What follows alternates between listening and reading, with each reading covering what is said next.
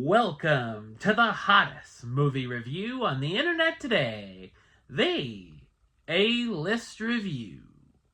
I'm your host, the Game Changer, Wes Troop, and it's time to go back to the theater. And it's time for another Jason Statham movie. That sounded a little more like Jimmy Durante, but whatever. My review of the 2025 action thriller, A Working Man, coming up now.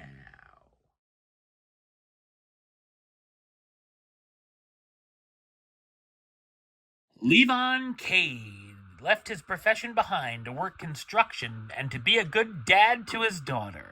But when a local girl vanishes, he's asked to return to the skills that made him a mythic figure in the shadowy world of counterterrorism.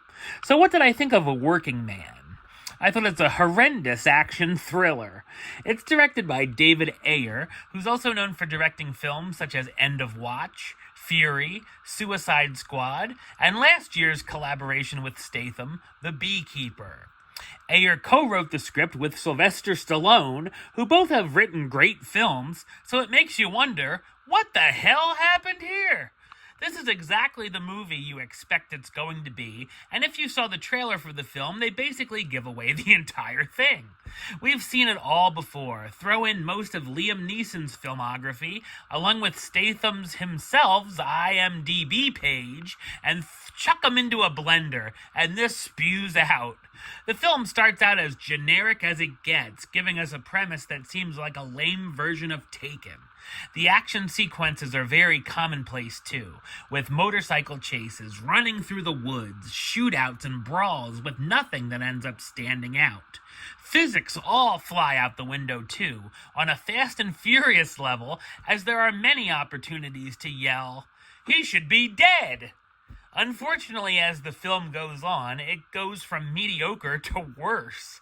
The tone is constantly changing, going from gritty at the start to a very campy feel. The main character of He Shall Be Levon, the construction worker who of course is former military and widower with a daughter, is so by the books, it could have honestly been switched out by any actor playing this lead role. The story goes all over the place and gets more convoluted than it needs to be, with about 246 subplots going on, and felt like it was all written on the fly. All the twists are lame and predictable, and you can see them coming a million miles away.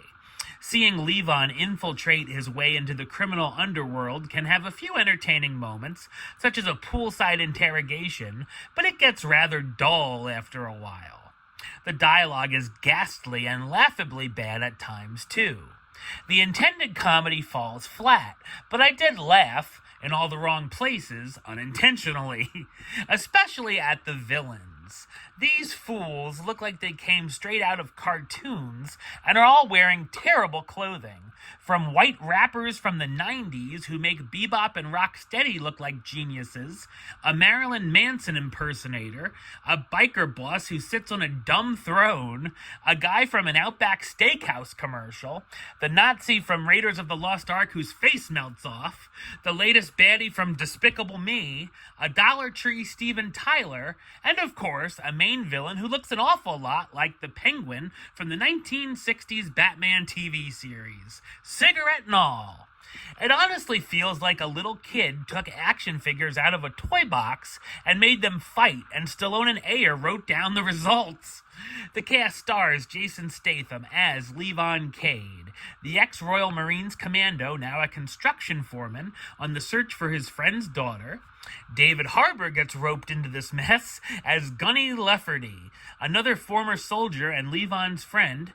Michael Can't Say No to a Paycheck Pena as Joe Garcia, Levon's boss, who's like family to him, and Ariana Rivas as Jenny Garcia, Joe's daughter who gets kidnapped. A Working Man is a cinematic disaster, but it's like a train wreck that's hard to look away from, and was good for a laugh, be it unintentional, and it's enjoyable in all the wrong ways. Number-wise, I'm going to give it a 3 out of 10, which gives it the A-list rating of Working man, I only got 2 words for ya. Suck it. Alright, well that's the show. I'll be back with another review very soon. But until then, don't forget to like, comment, and subscribe right here on YouTube. YouTube.com/WestsideOf515. Like the show on Facebook, Facebook.com/WestTroupeAlist. And of course, you can follow me on Instagram and Letterboxd at WesAlist. Until next time, Troop out.